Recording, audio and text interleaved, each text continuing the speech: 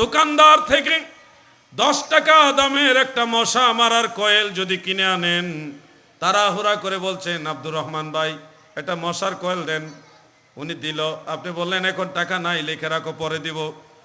সম্মানী মানুষ, হাজী সাহেব মানুষ, 10 টাকা আর 5 টাকার কয়েলের কারণে আপনাকে দোকানদার এরকম বলে নাই যে টাকা না দিলে দিমু না, এরকম বলতে পারে নাই, কারণ আপনি বহু টাকার মালিক।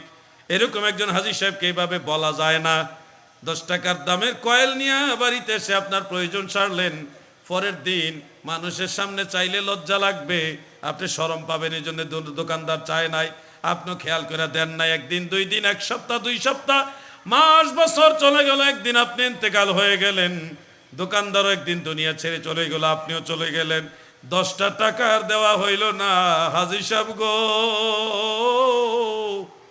জানেননি আপনার এই 10 টাকার কয়েল কত বড় বিপদ হয়ে দাঁড়াবে? হাসরের ময়দানে আল্লাহ তাআলা আপনার আমলনামা মাপ দিবে, মিজানের পাল্লার মধ্যে আপনার নেকি বুদ্ধি ওজন করবে। ওজন করার পরে দেখবে আপনি নামাজ পড়েছেন, রোজা রেখেছেন, হজ করেছেন, যাকাত দিয়েছেন, তাসবিহ তাহলিল নফল বন্দেগী অনেক আমল করেছেন, ওয়াজ মাহফিলে গেছেন, জিকির করছেন, এবং মাহফিলে মসজিদে মাদ্রাসায় দান সদকাও করছেন, অনেক আমল, আপনার গুনার চেয়ে সওয়াব অনেক বেশি। তখন প্রাথমিকভাবে ফয়সালা হয়ে যাবে আপনি জান্নাতি। জান্নাতে যখন রওনা দিবেন, সামনে এসে ওই আব্দুর রহমান কয়েলের দোকানদার দাঁড়াইবে, হাজী সাহেব গো, আমি যে আপনার কাছে 10টা টাকা পাই, এটা তো দেন নাই, আমার টাকাটা দিয়া যান। ফেরেশতারা আটকায় দিবে, জান্নাতে যেতে দিবে না, টাকা দিয়ে যান। ফেরেশতারা কিন্তু আপনার পক্ষে থাকবে না, থাকবে পাওনাদারের পক্ষে, আপনাকে আটকায় দিবে। এখন আপনি তো টাকা নিয়ে যান নাই, কবরে টাকা নিয়ে যাইতে পারবেন?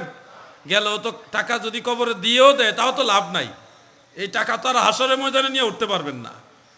এই কঠিন সময়ে আপনার 5 টাকার কয়েল আর 10 টাকার কয়েলের জন্যে ফাইসালা হবে এইভাবে যে এই টাকার জন্যে, এই টাকার বিনিময়ে যেই নেকি, যেই পরিমাণ নেকি সে চায় তুমি সেটা দিয়ে দাও। এখন এই দোকানদারে চিন্তা করব কতগুলো নেকি হইলে আমার জান্নাতে যাইতে পারবো, সে ওই অনুপাতে আপনার কাছে নেকি চাইব। আপনার জীবনের 16 আনা নেকির 12 আনা চাইতে পারে, 8 আনাও চাইতে পারে, 50% চাইতে পারে, 75%ও চাইতে পারে, আরো বেশিও চাইতে পারে, কমও চাইতে পারে। তার প্রয়োজন অনুযায়ী যেটা চাইবে ওই 10 টাকার কয়েলের বিনিময়ে আপনি দিতে বাধ্য থাকিবেন। দেওয়ার পরে আপনার নেকি কমে যাবে, কিন্তু গুনাহও তো আছে। ফেরেশতারা বলবে নেকি যেহেতু কমেছে সেহেতু পুনরায় আপনার আমলনামা ওজন করতে হবে। চলেন এইবার ওজন করে দেখবে সওয়াব কম, গুনাহ বেশি হয়ে গেছে। এই কথাগুলো আমি একটা রূপক ব্যাখ্যা দিয়ে, একটা দোকানদারের উপমা দিয়ে বুঝালাম। এটা অনেক কিছু দিয়ে হইতে পারে। এই ধরনের বিপদ আমার বেলায়, আপনার বেলায় যদি হয়ে যায় তাহলে কোনো উপায় থাকবে না, কারণ পরের হক আমার আল্লাহ মাফ করে না।